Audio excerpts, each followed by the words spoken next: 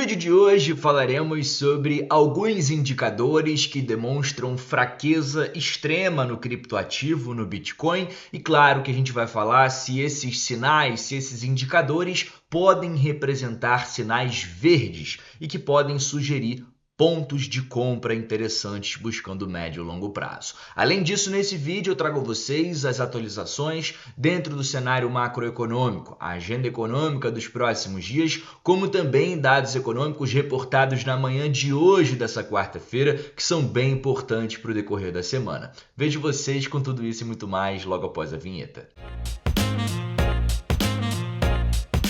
Agora sim, família, sejam todos muito bem-vindos a mais um episódio da Liga Cripto. Se você é novo por aqui e ainda não me conhece, muito prazer, meu nome é Bruno. Antes de mais nada, como sempre, lembro você de deixar as suas contribuições nesse vídeo, seu like, a sua inscrição e, claro, um comentário aqui embaixo que ajuda demais na propagação desse vídeo para mais e mais pessoas. Iniciando com vocês, direto ao que interessa, sem mais delongas, começamos pela agenda econômica dessa semana, uma semana movimentada, afinal estamos na primeira semana de agosto e veremos nos Estados Unidos, como é primeira semana, uma agenda com diversos dados referentes ao mercado de trabalho norte-americano, como por exemplo os JOLTS, o ADP, taxa de desemprego, payroll, entre outros. Hoje já é quarta-feira, mas ontem na terça tivemos os JOLTS, a demanda por trabalhadores, as ofertas de emprego sendo reportados nos Estados Unidos, ficando um pouquinho aquém do esperado, levemente abaixo. Hoje, nessa quarta-feira, 5 de agosto,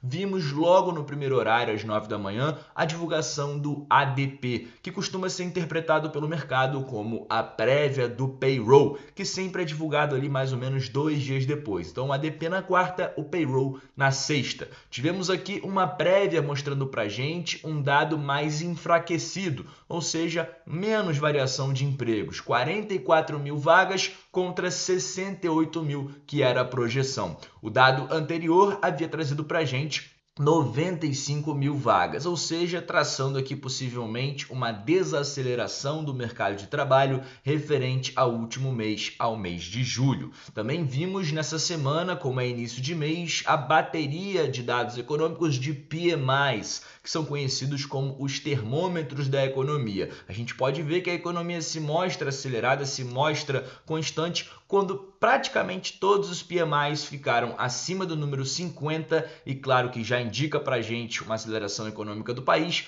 como também acima das projeções para esses dados nessa semana. É válido a gente comentar, como eu falava, que temos ainda algumas movimentações previstas para essa semana, como por exemplo, falas de membros ligados ao FOMC, como também discurso do presidente Trump hoje nos Estados Unidos às 5h30 da tarde. Para essa semana, amanhã, quinta-feira, ainda veremos pedidos iniciais e pedidos contínuos por seguro-desemprego, ou seja, dados de mercado de trabalho, e fechando para a gente a nossa semana na sexta-feira, veremos o ganho médio do trabalhador norte-americano, a taxa de desemprego, como também o payroll, a quantidade de vagas geradas fora de setores não agrícolas. Esses dados, dependendo dos seus reports, podem mudar bastante aí o panorama econômico, como também as projeções sobre políticas monetárias a serem implementadas pelo Fed na próxima reunião do final do mês de setembro. E aproveitando que estamos falando sobre falas de membros ligados ao FOMC nessa semana, vimos Neil Kashkari, que inclusive é um dos membros do Federal Reserve, falando que estamos chegando no momento de aumentar a taxa de juros para trazer gradativamente a inflação dentro da meta que eles estipulam, ou seja, basicamente controlar a inflação norte-americana. Nessa última declaração do FOMC, por exemplo, vimos um total de 12 votos, sendo 3 deles de membros que gostariam que houvesse um aumento das taxas. Ainda temos um longo caminho até a próxima declaração do FOMC, cerca de 42 dias, mas a gente já pode ver alguns membros sinalizando sua vontade de sim vermos novos aumentos das taxas, o que, claro, seria muito negativo ao mercado de renda variável. Entrando com vocês agora no assunto dos criptoativos, principalmente no Bitcoin, temos aqui um sinal que pode significar o sinal de fundo, né? O Jim Cramer, apresentador bem conhecido nos Estados Unidos, falou que vai vender todo o seu Bitcoin, citando preocupações com computação quântica. Será que esse é o melhor sinal de compra? Durante o passado, para você que não conhece Jim Cramer, ele costuma sempre errar nas suas análises. Então, em momentos que ele fala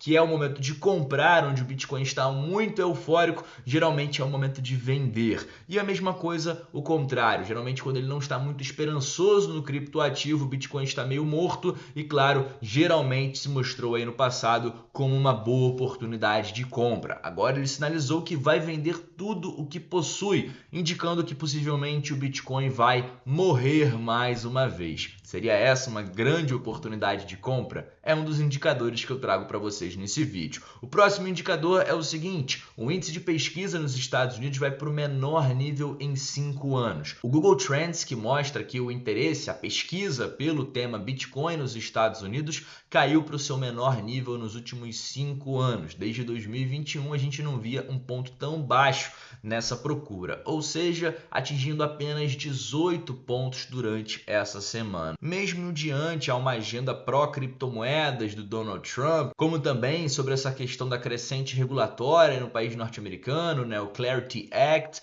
então existem algumas coisas positivas para o Bitcoin nesse momento, mas mesmo diante disso, o interesse é muito baixo no momento, ou seja, o desinteresse é muito grande. Dando continuidade com vocês, um outro indicador que mostra pra gente o interesse no criptoativo, o Coinbase Bitcoin Premium Index, chegou ao seu maior streak de todos os tempos, o seu maior número de dias consecutivos negativo, ou seja, no vermelho. 78 dias mostrando pra gente nesse index que os investidores nos Estados Unidos estão mais interessados em vender o criptoativo do que de fato comprar, mostrando pra gente que a demanda nesse momento está sendo praticamente inexistente no criptoativo, principalmente se a gente for falar em mercados spot. Isso também no passado se mostrou uma grande oportunidade. Em momentos que esse index registrou grandes sequências de desinteresse, ou seja, de venda ao invés de compra, pouco tempo depois o Bitcoin se beneficiou disso. E claro, por último e não menos importante, o RSI estocástico de 2 meses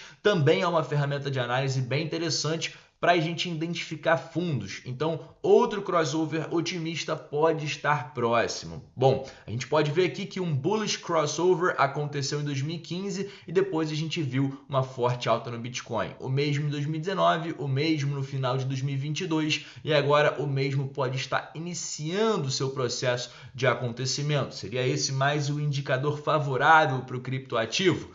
Bom, não sabemos, mas de fato eu sigo acumulando. Na questão aqui da Farsight, que traça para a gente o interesse institucional, o interesse do Smart Money dentro do ETF Spot Bitcoin, a gente pode ver que temos um mês bem dividido, né? Um final do mês de julho e um início do mês de agosto bem dividido. Então, por exemplo, nos primeiros dias de agosto tivemos tanto inflows como também outflows, o que mostra que de fato nem toda a demanda pelo Bitcoin está morta. A gente tem sim alguns interessados que buscam criptoativo visando no médio e longo prazo. Então o Bitcoin a 63, 64 mil dólares é interessante, são bons pontos de compra visando o longo prazo, entendendo que o criptoativo pode voltar à sua all-time high, o que já te daria aí mais ou menos 100% do seu capital investido. Mas claro, não é algo para agora, entenda que poderemos ir mais baixo, entenda que poderemos não ter alcançado o nosso fundo ainda, embora alguns indicadores mostram extrema fraqueza e momentos oportunos de compra. E dito isso, família, eu vou chegando com vocês ao fim do nosso vídeo de hoje, deixando o nosso próximo encontro marcado para amanhã, quinta-feira, e claro, lembro você de deixar o like nesse vídeo e o convite para um comentário